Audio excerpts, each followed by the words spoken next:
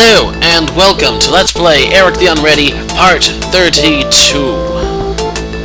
And we are on the escalator heading up to the Mountain of Gods thingy.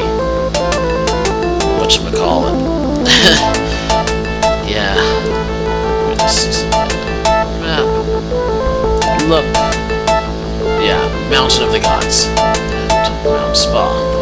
So, let us wait. As you near the top of the escalator, you glance up. High above your head, the walls of the mountain come together in an inverted cone, at the very tip of which seems to be a large cork. Before you have time to wonder about the significance of this discovery, you reach the top of the escalator and step off, passing through a wall of mist. Promontory. Dense clouds circle around you and you survey this rocky outcropping. Through the mist, you see a lone figure with a shovel in his hands, bent over a hole in the ground. A narrow path leads off around the mountain to the southwest. I guess I can't go back, I can just go southwest. The figure straightens and says, "Hello, welcome to the Mountain of the Gods. My name's Joe. I see you've come from one of those magic rings. Can't have that up here, you know." He takes the ring away from you. Oh, you've got one of those magic rings. And then suddenly notices the shovel in his hand and seems surprised to find it there. After a moment, he shrugs and fills in the hole he was just digging. Oh, I'm gonna miss that ring. Let's talk to him. Tell me a little about yourself. I'm the god of short-term something. I can't seem to remember what. Can I borrow your shovel? What shovel? Can you recite the Epic of Baldur from memory? Sure, a long time ago ended the Epic of Baldur. Pretty good, huh? What's in the hole? By the way, I'd be glad to answer any questions you might have. If there's anything you want to know about, just ask me about it. What's in the hole? Thanks for the memories, or lack thereof. The god looks up and says, "Hello, welcome to the Mountain of the Gods. My name is Bill." He glances down at the shovel in his hand and seems surprised to find it there. After a moment, he shrugs and starts digging again. My guess is he's gonna dig for quite some time. Alright. Let's see what I should do. Should I wait? Let's just wait just to see what happens. Hello, he introduces himself as Tom, and he fills in the hole.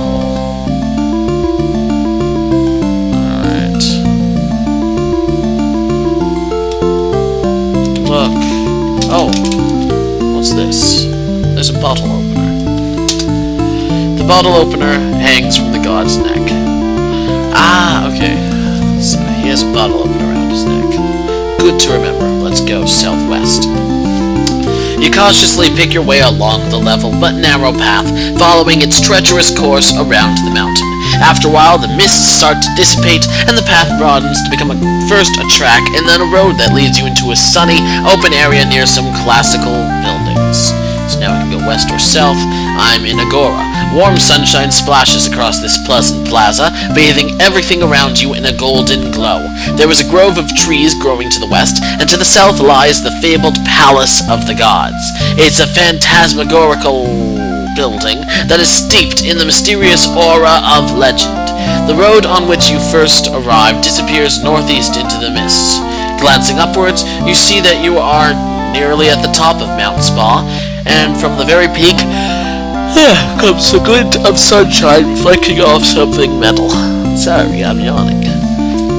Alright. So, anything I can do here? I guess I can examine this mountain. The mountain rises dramatically to a peak just a few hundred feet above your head. How do I go up? Is that where I came from? Northeast, it's promontory. Something metal. Maybe a shovel? Okay, so south and west. What does south go? Oh, well, south lies the fabled Palace of the Gods and a grove of trees to the west. Okay, so if we go west, we'll be in the glade. Ooh. Man's imagination holds no lovelier sight than the goddess of beauty bathing in the woodland pool. And here she is, her flawless body immersed in sparkling water, her auburn hair floating around her like a halo. warm sunlight filters down through the trees, striking the golden key hanging from a tree on the western shore of the pool. Not a single breeze disturbs the tranquility of the scene, as the goddess bathes her languid motions in gentle ripples lapping against the shores of the pond. Sorry, I'm yawning again. The quiet sound magnified in the still air of the glade. In the few moments you can tear your gaze from her, you notice that exits lead east and north into the woods. East and north. Isn't east the way I came? And you see a golden key here. I'm gonna talk to her. Yeah, let's talk to the goddess. Swing, swing! Do you always drool like that? Would you like to go out with me next month? Sorry, I'm washing my hair again next month. Nice weather we're having. Oh, it's usually nice up here. The breezes are always warm and gentle. Tell me about the key. I don't know anything about it, except it's been there for ages.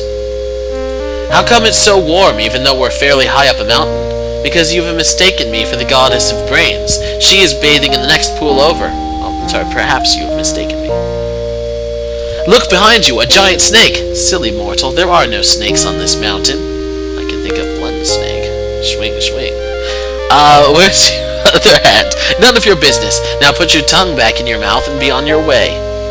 This has been a titillating conversation. But I have to go. Can I take that key? The key is on the opposite shore of the pond, and you can't reach it from here. That is a shame. Can I just see? East. Oh yeah, east will go back to Agora. West. Back to the glade. She's still there. North. Let's go north. Passing through the band of... No. Passing through the band of trees to the north, the weather quickly changes. Growing colder with every step, you climb up the mountainside and soon come to a cave. Nervously you step inside. Windy Cave. This is the home of the god of the north wind. Icicles hang from the ceiling and snow lays scattered on the ground. The god himself is pacing back and forth, swinging his arms, stamping his feet, and mumbling to himself. Alright, let's talk to him and then end the chapter. This god is too preoccupied with his muttering to talk to you. Well, that's lame. Alright, let's head down. Hey, mortal, the god calls. Do me a favor and take this note to the palace of the gods and give it to Morty. He scrawls out a note and folds it in half, passing his fingers along the edge to seal it shut. Then he stuffs it in your hand. He turns away, then he looks back and says, Oh, I almost forgot. He waves his hand and mumbles a phrase under his breath. There, you'll be able to get into the palace now. We don't like people to just wander in. Once you've been inside, you'll understand why. It's an image thing. Anyway, thanks a million. Back to the glade. That's interesting. I kind of wish I tried to enter that palace before, just to see what happens.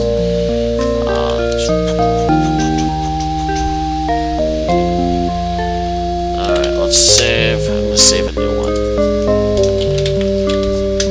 And, well, let's just see what's west, because I still have west to try out. West. The merest hint of disapproval from the goddess is enough to stop you in your tracks. Be not so bold, mortal, she says, lest your impetuosity lead you to grief. I want to do it again. Come on. No, I want. Fine. Back to east. And let's take a peek in before I end the chapter. You walk up to the facade and then keep walking on through it. Lobby. This is a sterile, fluorescent-lit office dominated by a very functional reception desk, behind which sits Cleo, the receptionist of the gods. In the background, you hear the suppressed hum of activity. Exits lead west, east, and north. Against one wall sits a large trophy case. As you cross the threshold into the palace, the seal on the note magically dissolves and the note falls open. Alright,